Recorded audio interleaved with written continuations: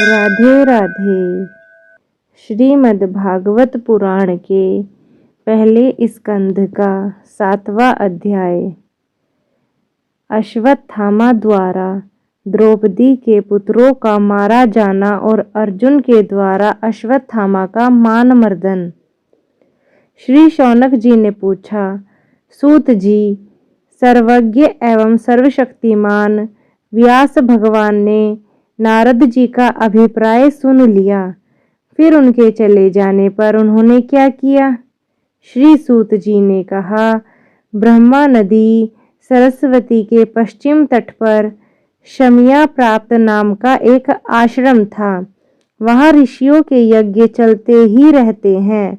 वहीं व्यास जी का अपना आश्रम है। उसके चारों ओर बेर का सुंदर वन है। उस आश्रम में बैठाकर उन्होंने आचमन किया और स्वयं अपने मन को समाहित किया। उन्होंने भक्ति योग के द्वारा अपने मन को पूर्णतया एकाग्र और निर्मल करके आदि पुरुष परमात्मा और उनके आश्रय से रहने वाली माया को देखा।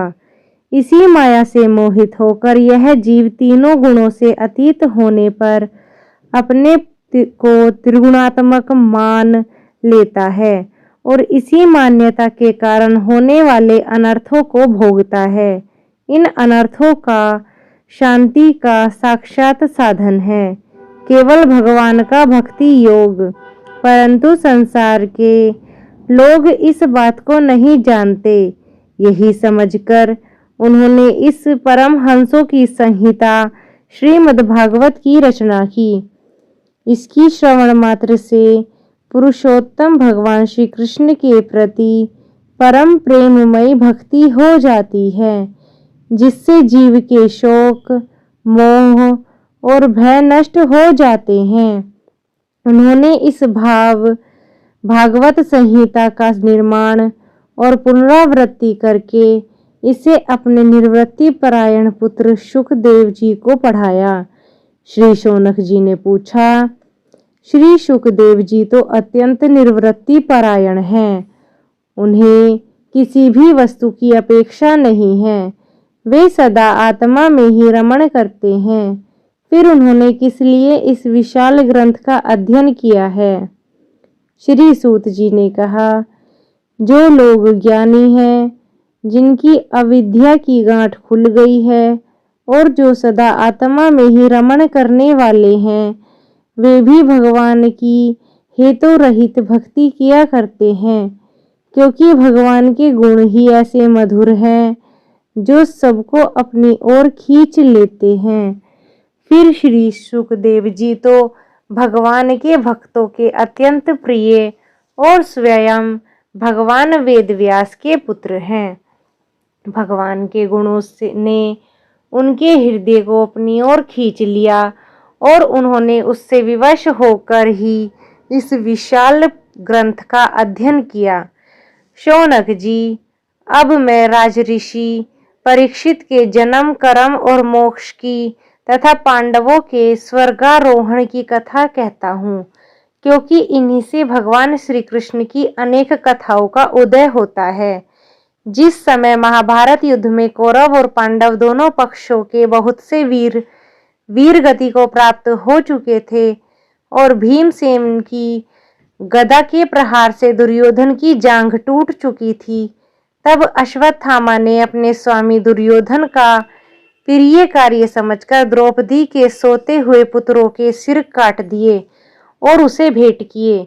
यह घटना दुर्योधन को भी अप्रिय ही लगी, क्योंकि ऐसे नीच कर्म की सभी निंदा करते हैं। उन बालकों की माता द्रौपदी अपने पुत्रों का निधन सुनकर अत्यंत दुखी हो गई। उसके आंखों में आंसू छलछला गए। वह रोने लगी। अर्जुन ने उसे सांत्वना देते हुए कहा, हे कल्याणी, मैं तुम्हारे आंसू तब पहुंचूंगा जब उस आतताई ब्राह्मणाधर्म का सिर गांडीव धनुष के बाणों से काट के तुम्हें भेंट करूंगा। आतताई आग लगाने वाला, जहर देने वाला, बुरी नीयत में हाथ में शस्त्र ग्रहण करने वाला, धन लूटने वाला, खेत और स्त्री को छीनने वाला, ये 6 लोग आतताई कहे जाते हैं।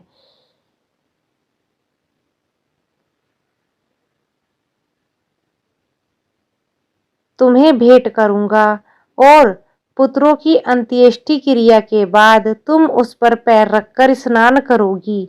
अर्जुन ने इन मीठी और विचित्र बातों से द्रौपदी को सांत्वना दी और अपने मित्र भगवान श्री कृष्ण की सलाह से उन्हें सारथी बनाकर कवच धारण करके और अपने भयानक गांडीव धनुष को लेकर वे रथ पे सवार हुए और गुरुपुत्र अश्वत्थामा के पीछे दौड़ पड़े। बच्चों की हत्या से अश्वत्थामा का मन भी उद्विग्न हो गया था। जब उसने दूर से ही देखा कि अर्जुन मेरी ओर झपटे हुए आ रहे हैं, तब वह अपने प्राणों की रक्षा के लिए पृथ्वी पर जहां तक भाग सकता था, रुद्र भयभीत सूर्य की भांति भागता रहा। शिव भक्त विद्युन्माली दैत्य को जब सूर्य ने हरा दिया, तब सूर्य पर क्रोधित होकर भगवान रुद्र त्रिशूल हाथ में लेकर उनकी ओर दौड़े। उस समय सूर्य भागते भागते पृथ्वी पर काशी में आके गिरे। इसी से उनका वहां लोलार्क नाम पड़ गया। जब उसने देखा कि मेरे रथ के घोड़े थक गए हैं और मैं बिल्कुल अकेला हूं, तब उसने अपने को बचाने का एकमात्र साधन ब्रह्मास्त्र ही समझा। यद्यपि उसे ब्रह्मास्त्र को लौटाने की विधि मालूम नहीं थी, फिर भी प्राण संकट में देखकर उसने आचमन किया और ध्यानस्थ होकर ब्रह्मास्त्र का संधान कर दिया। उस अस्त्र से सब दिशाओं में एक बड़ा प्रचंड तेज फैला। अर्जुन ने देखा कि अब तो मेरे प्राणों पर ही आ बनी है। तब उन्होंने श्री कृष्ण से प्रार्थना की। अर्जुन ने कहा, श्री कृष्ण, तुम सच्चिदानंद स्वरूप परमात्मा हो, तुम्हारी शक्ति अनंत है, तुम ही भक्तों को अभय देने वाले हो, जो संसार की धधकती हुई आग में जल रहे हैं। उन जीवों को उससे उबारने वाले एकमात्र तुम ही हो। तुम प्रकृति से परे रहने वाले आदि पुरुष साक्षात परमेश्वर हो। अपनी चित्त शक्ति स्वरूप शक्ति से बाहरिंग एवं त्रिगुणमयी माया को दूर भगाकर अपने अद्वितीय स्वरूप में स्थित हो।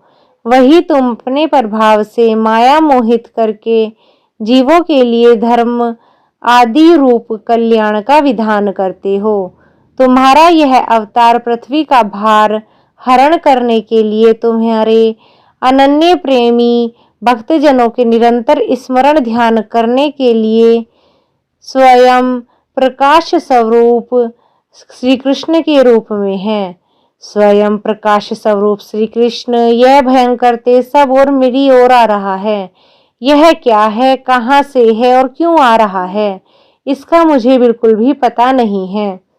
भगवान जी ने कहा, हे अर्जुन, यह अश्वत्थामा का चलाया हुआ ब्रह्म अस्त्र है। यह बात समझ लो कि प्राण संकट में उपस्थित होने से उसने इसका प्रयोग तो कर ही दिया, परंतु वह इस अस्त्र को लौटाना नहीं जानता। किसी भी दूसरे अस्त्र में इसको दबा देने की शक्ति नहीं है। तुम शास्त्र अस्त्र विद्या को भलीभांति जानते हो। ब्रह्मास्त्र के तेज से ही इस ब्रह्मास्त्र की प्रचंड आग को बुझा दो। सूत जी कहते हैं, अर्जुन विपक्षी वीरों को मारने में बड़े ही प्रवीण थे। भगवान की बात सुनकर उन्होंने आचमन किया और भगवान की परिक्रमा करके ब्रह्मास्त्र के निवारण के लिए ब्रह्मास्त्र का ही संधान कर दिया। बाणों से वेष्टित उन दोनों ब्रह्मास्त्रों के तेज से प्रलयकालीन सूर्य व अग्नि के समान आपस में टकराकर सारे आकाश और दिशाओं में फैल गए और बढ़ने लगे। तीनों लोकों में जलने वाली उन दोनों के अस्त्रों की बढ़ी हुई लपटों से प्रजा जलने लगी और उसे देखकर सबने यही समझा कि प्रलय काल की सानवर्तक अग्नि है। उस आग से प्रजा का और लोकों का नाश होते हुए देखकर भगवान की अनुमति से अर्जुन ने उन दोनों को ही लौटा लिया। अर्जुन की आंखें क्रोध से लाल लाल हो रही थी उन्होंने झपटकर उस क्रूर अश्वत्थामा को पकड़ लिया और जैसे कोई रस्सी से पशु को बांध ले वैसे ही बांध लिया। अश्वत्थामा को बलपूर्वक बांधकर अर्जुन ने जब शिविर की ओर ले जाना चाहा तब उनको कमल नयन भगवान श्री कृष्ण ने कुपित होकर कहा, हे अर्जुन, इस ब्राह्मण धम को छोड़ना ठीक नहीं है, इसको तो मार ही डालो। इसने रात में सोए हुए निरपराध बालकों की हत्या की है। धर्मवेत्ता पुरुष, असावधान मत वाले, पागल, सोए हुए बालक, स्त्री, विवेक ज्ञान शून्य, शरणागत, रतहीन और भयभीत शत्रु को कभी नहीं मारते, परंतु जो दुष्ट है, क्रूर है, पुरुष दूसरों को मारकर अपने प्राणों का पोषण करता है, उसका तो वध ही उसके लिए कल्याणकारी है, क्योंकि वैसी आदत को लेकर यदि वह जीता है तो और भी पाप करेगा और उन पाप के कारण नरकगामी हो जाएगा। फिर मेरे सामने ही तुमने द्रौपदी से प्रतिज्ञा की थी कि मानवती, जिसने तुम्हारे पुत्रों का वध किया है, मैं उसका सिर उतार कर लाऊंगा। इस पर इस पापी कुलंगार आतताई ने तुम्हारे पुत्रों का वध किया है और अपने स्वामी दुर्योधन को भी दुख पहुंचाया है, इसलिए हे अर्जुन, इसे मार ही डालो। भगवान श्री कृष्ण ने अर्जुन के धर्म की परीक्षा लेने के लिए इस प्रकार प्रेरणा की, परंतु अर्जुन का मन तो महान था। अर्जुन, यद्यपि अश्वत्थामा ने उसके पुत्रों की हत्या की थी, फिर भी उसके मन में गुरु पुत्र को मारने की इच्छा नहीं हुई। इसके बाद अपने मित्र और सारथी श्री कृष्ण के साथ वे अपने युद्ध शिविर में पहुंचे। वहां अपने मृत पुत्रों के लिए शोक करती हुई द्रौपदी को उसको सौंप दिया। द्रौपदी ने देखा कि अश्वत्थामा पशु की तरह बांधकर लाया गया है। निंदित कर्म करने के कारण उसका मुख नीचे की ओर झुका था। अपना अनिष्ट करने वाले गुरुपुत्र अश्वत्थामा को इस प्रकार अपमानित देखकर द्रौपदी का कोमल हृदय कृपा से भर गया और उसने अश्वत्थामा को नमस्कार किया। गुरुपुत्र का इस प्रकार बांधकर लाया जाना द्रौपदी को सहन नहीं हुआ। उसने कहा, छोड़ दो, इन्हें छोड़ दो, ये ब्राह्मण हैं, हम लोगों के लिए अत्यंत पूजनीय हैं, जिनकी कृपा से आपने रहस्य के साथ सारे धनुर्वेद और प्रयोग और उपसंहार के साथ संपूर्ण शास्त्र अस्त्रों का ज्ञान प्राप्त किया है। वे आपके आचार्य द्रोणाचार्य के ही पुत्र रूप में आपके सामने खड़े हैं। उनकी अर्धांगिनी कृपी अपने वीर पुत्र की ममता से ही अपने पति का अनुगमन नहीं कर सकी, वे अभी जीवित हैं। महाभाग्यवान आर्यपुत्र, आप तो बड़े धर्मज्ञ हैं, धर्म को जानने वाले हैं। जिस गुरु वंश की नित्य पूजा और वंदना करनी चाहिए, उसी को व्यथा पहुंचाना आपसे योग्य कार्य नहीं है। जैसे अपने बच्चों के मर जाने से मैं दुखी होकर रो रही हूँ और मेरी आंखों में बार बार आंसू निकल रहे हैं, वैसे ही इनकी माता पतिव्रता गौतमी न रोए। जो उच्च श्रृंखल राजा अपने कुकृत्यों से ब्राह्मण कुल को कुपित कर देते हैं, वही कुपित ब्राह्मण कुल उन राजाओं का सपरिवार शोकाग्नि में जलाकर शीघ्र ही भस्म कर देता है। सूत जी ने कहा, शौनकादि ऋषियों, द्रौपदी की बात धर्म और न्याय के अनुकूल थी, उसमें कपट नहीं था, करुणा और समता थी। अतएव राजा युधिष्ठिर ने रानी के लिए इन हित भरे श्रेष्ठ वचनों का अभिनंदन किया। साथ ही नकुल, सहदेव, सात्यकी, अर्जुन, स्वयं भगवान श्री कृष्ण और वहां पर उपस्थित सभी नर नारियों ने द्रौपदी की बात का समर्थन किया। उस समय क्रोधित होकर भीमसेन ने कहा, जिसने सोते हुए बच्चों को न अपने लिए और न ही स्वामी के लिए बल्कि व्यर्थ ही मार डाला, उसका तो वध ही उत्तम है। भगवान श्री कृष्ण ने द्रौपदी और भीमसेन की बात सुनकर और अर्जुन की ओर देखकर कुछ हंसते हुए से कहा, श्री भगवान श्री हरि श्री कृष्ण बोले, पतित ब्राह्मण का भी वध नहीं करना चाहिए और आतताई को तो मार डालना ही चाहिए। शास्त्रों में ये दोनों बातें लिखी हुई हैं, इसलिए मेरी दोनों आज्ञाओं का पालन करो। तुमने द्रौपदी को सांत्वना देते समय जो प्रतिज्ञा की थी, उसे सत्य करो। साथ ही भीमसेन, द्रौपदी और मुझे जो प्रिय है वो भी करो, वह सब करो। सूत जी कहते हैं, अर्जुन भगवान के हृदय की बात तुरंत ताड़ गए और उन्होंने अपनी तलवार से अश्वत्थामा के सिर की मणि उसके बालों के साथ उतार ली।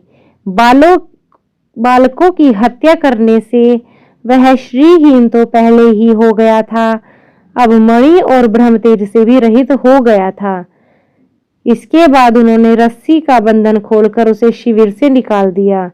मूंड देना, धन छीन लेना और स्थान से बाहर निकाल देना, यही ब्राह्मण धर्मों का वध है। उनके लिए इससे भिन्न शारीरिक वध का विधान नहीं है।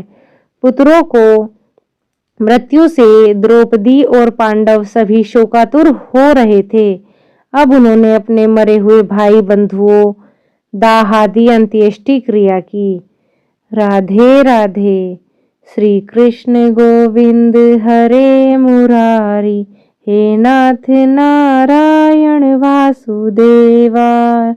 हरि ओम तत्सत।